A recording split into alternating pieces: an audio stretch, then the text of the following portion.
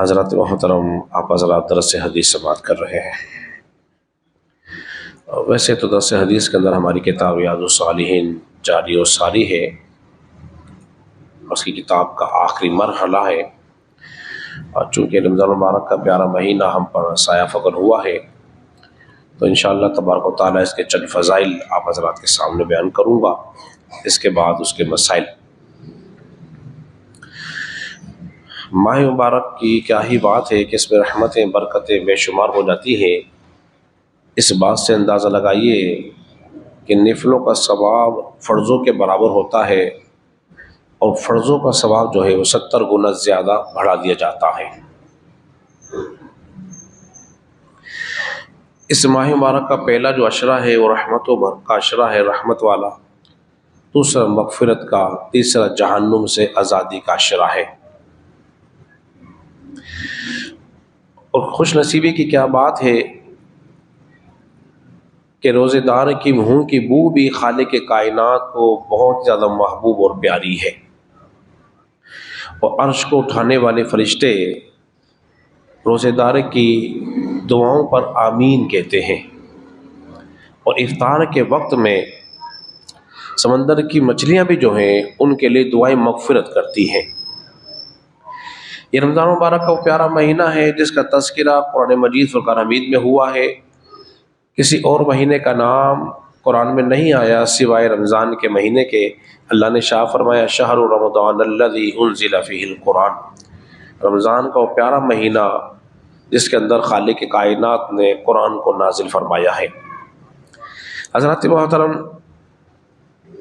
ابو سعید خدری رضی اللہ عنہ سے روایت ہے کہ رسول اللہ صلی اللہ علیہ وسلم نے شاہ فرمایا جو کوئی شخص اس ماہ مبارک کی کسی بھی رات میں سجدہ کرتا ہے تو اللہ تبارک و تعالیٰ اس کو ہر سجدے کے بدلے اس کو 1500 نیکی عطا فرماتا ہے۔ کتنی نیکی؟ 1500 نیکی عطا فرماتا ہے۔ اور اس کے ساتھ ساتھ کیا ہوتا ہے؟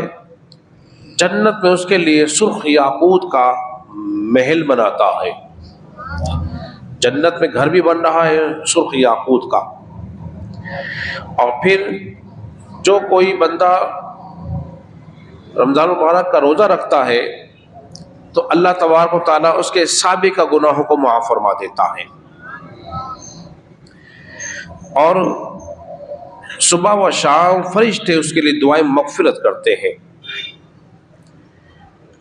اور اس کے ساتھ ساتھ یہ ہوتا ہے کہ جب کوئی بندہ دن رات عبادت میں گزارتا ہے، سجدہ کرتا ہے، دن میں بھی سجدہ کرتا ہے، رات میں بھی سجدہ کرتا ہے، تو اللہ تبارک و تعالیٰ اس کے لیے جنت میں ایسا درخت لگاتا ہے، ایسا درخت اس کو عطا فرمائے گا جس کا سایہ 500 سال تک کوئی گھوڑ سوار اس میں گھوڑا دوڑاتا رہے پر اس کا سایہ ختم نہیں ہوگا۔ یہ سارے انعام و اکرام جو ہے کس کے لیے ہیں؟ روزے دار کے لیے ہے۔ حضرات محترم، اس کے ساتھ ساتھ نبی پاک صلی اللہ علیہ وسلم نے ارشاد فرمایا میری امت پر 5 خصوصی کرم ہیں۔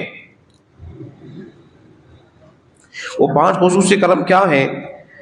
فرمایا جب رمضان کی پہلی رات آتی ہے تو اللہ تبارک و تعالیٰ اپنے بندوں کی طرف رحمت کی نظر فرماتا ہے، اور جس کی طرف رحمت کی نظر فرمائے گا اس کو عذاب نہیں دے گا۔ دوسرے نمبر پر شام کے وقت میں روزے دار کی منہ کی بو اللہ کو بہت زیادہ محبوب اور پیاری ہے۔ فرمایا تیسرے نمبر پر جو خصوصی کرم ہے کہ فرشتے ہر دن اور رات میں ان کے لیے دعائیں مغفرت کرتے ہیں۔ چوتھا یہ ہے کہ اللہ تبارک و تعالیٰ روزے دار کے لیے جنت کو مزین فرما دیتا ہے۔ اور پانچواں یہ کہ ان کی مغفرت کر دی جاتی ہے۔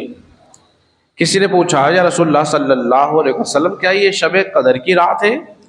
آپ نے فرمایا نہیں، جب کوئی مزدور پوری مزدوری کر لیتا ہے تو اس کی اجرت دے دی جاتی ہے، اس کی اجرت پوری دے دی جاتی ہے۔ اب چونکہ اللہ نے روزے فرض کیے اور بندے نے روزے کو رکھا، اس میں عبادت بھی کرتا رہا، قرآن کی تلاوت بھی کرتا رہا، ذکر اللہ بھی کرتا رہا، تو پھر ہوتا کیا ہے کہ وہ رمضان کا مہینہ اس کی مغفرت کروا دیتا ہے۔ اور آخری بات یہ کہ ہم خانہ کعبہ کے پاس جائیں تو خانہ کعبہ ہم کو نواز دیتا ہے، پر خانہ کعبہ کے پاس جانا پڑتا ہے۔ یہ رمضان کا پیارا مہینہ ہے، ہمیں جانا نہیں پڑتا یہ، بلکہ ہمیں آ کے نواز دیتا ہے۔ اللہ رب العزت کی بارگاہ میں دعا کریں کہ خالق کائنات ہمیں اس کی رحمتیں اور برکتیں لوٹنے کی توفیق عطا فرمائے۔